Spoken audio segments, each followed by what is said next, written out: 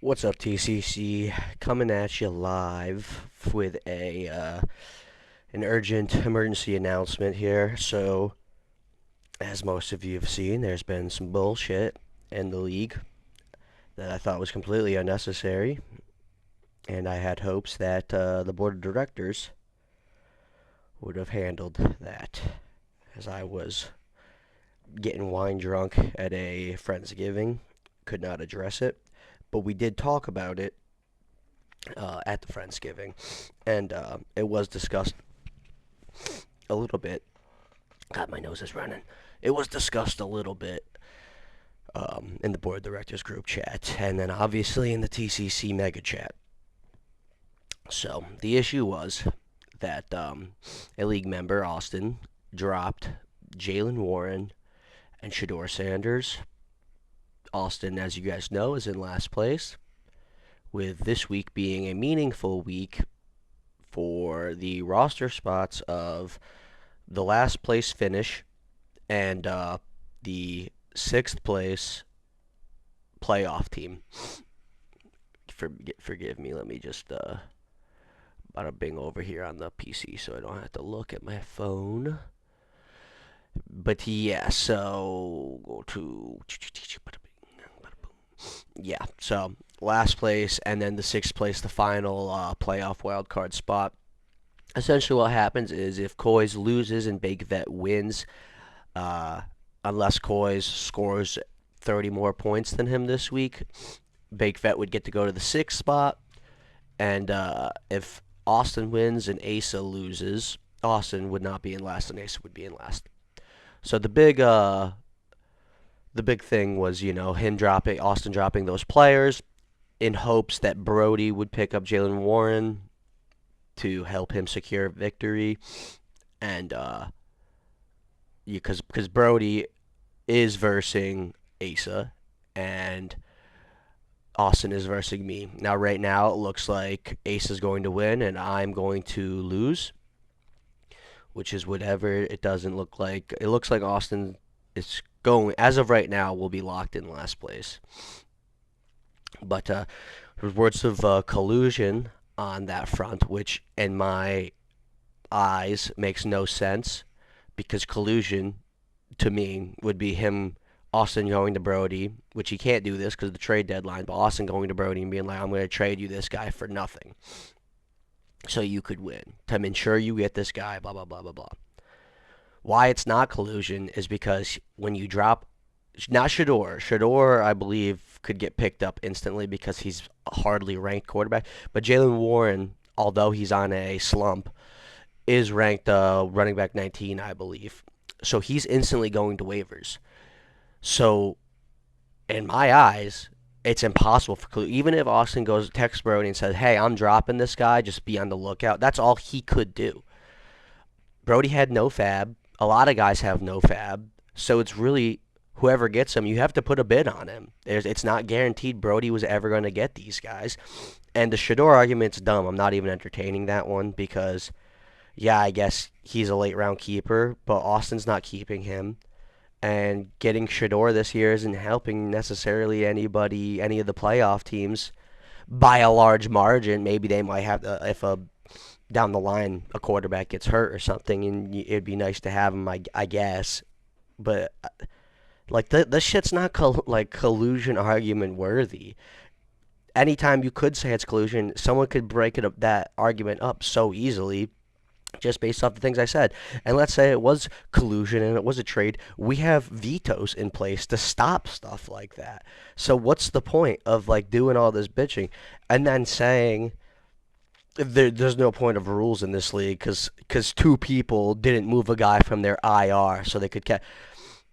This guy's a fucking lawyer. His whole job is going around the rules, but still practicing in the rules, but finding loopholes. It's ridiculous that this is like we're all supposed to be friends and making fun. It's just fucking football, and we just take it to these points that it's not supposed to go.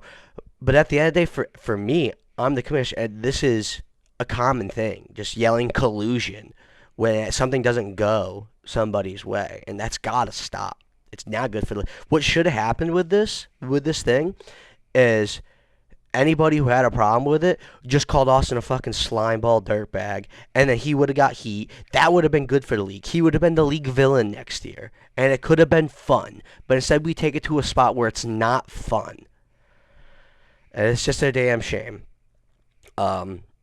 But at the end of the day, Jared was the most expendable person in the league. He doesn't live around the area. He can only come out once a year if we ever wanted to do anything.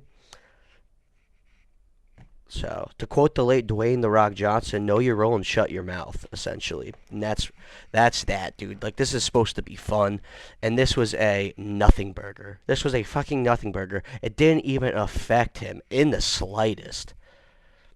And that's just the shit that's silly, man. Like, it's just the little boy who cried wolf again and again.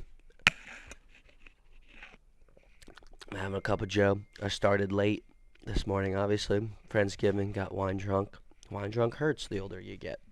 So that's what I got to awaken to. I didn't see any of the messages last night. I wasn't on my phone. I did talk with the board of directors a little bit where I said vehemently in that group chat, it's not collusion. This is strategy. I'm not micromanaging how people, I got to put rules on. No, you can't drop that player. You can't try to help you not come in last because it might benefit another team. And that's if they play their cards right. It's just a nothing burger, man. It's just that it's a damn shame because the two people it affects the most were Steven and Asa, and they had no problem with it. That should tell you something. Is all I'm saying. That should tell you something. But nope, we just die on hills, and that's where we are. So yeah, anyway, sorry fellas, a little sad video, a quick video. Honestly, I thought it was a great season. I thought it was a tight season because the last place guys, I mean, there's going to be like four teams that are only like one win above the last place teams, which that's a good competitive season, but not good enough. There's got to be problems, I guess. Anyway, boys, that'll have it. Just wanted to get that out of the way. So what we're going to have to do going forward is bring some names to the table that you think would be good. Guys that will be active and down to do stuff and partake in all the festivities. But yeah, man, we'll vote on it.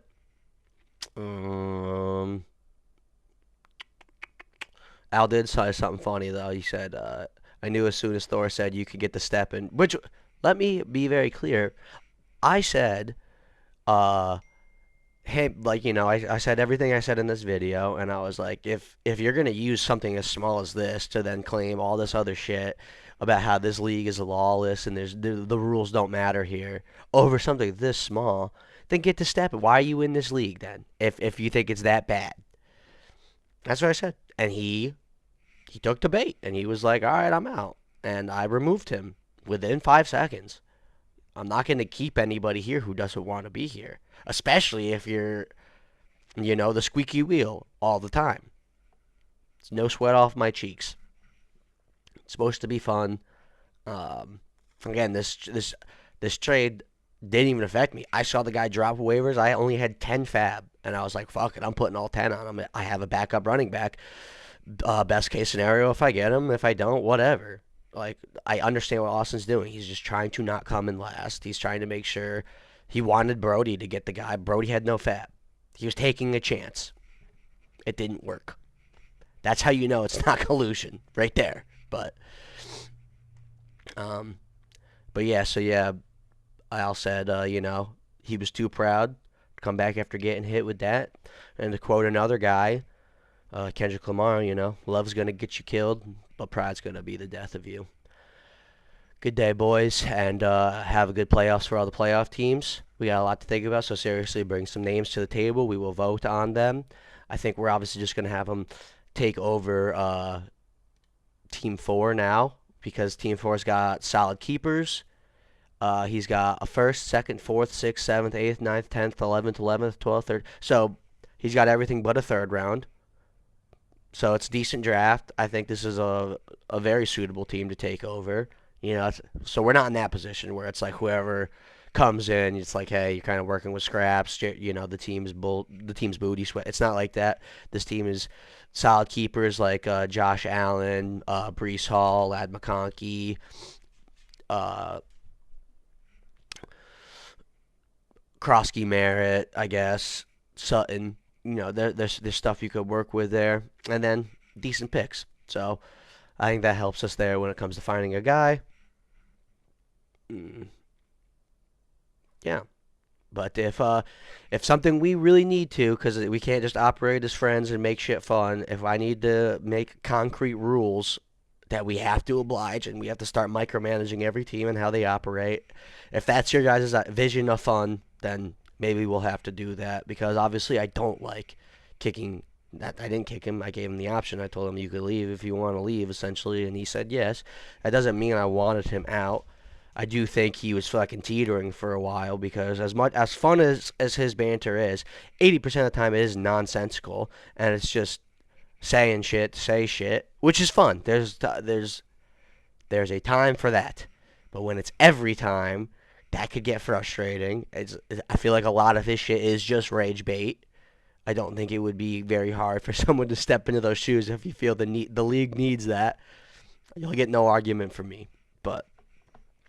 But yeah, maybe we need a league sheet of rules, and if that's the case, I will get one of the lads on that to work with me so we could put that out a decent league. It's just, dude, it's just a lot of work, man. It just shouldn't have to be like this. Is my point.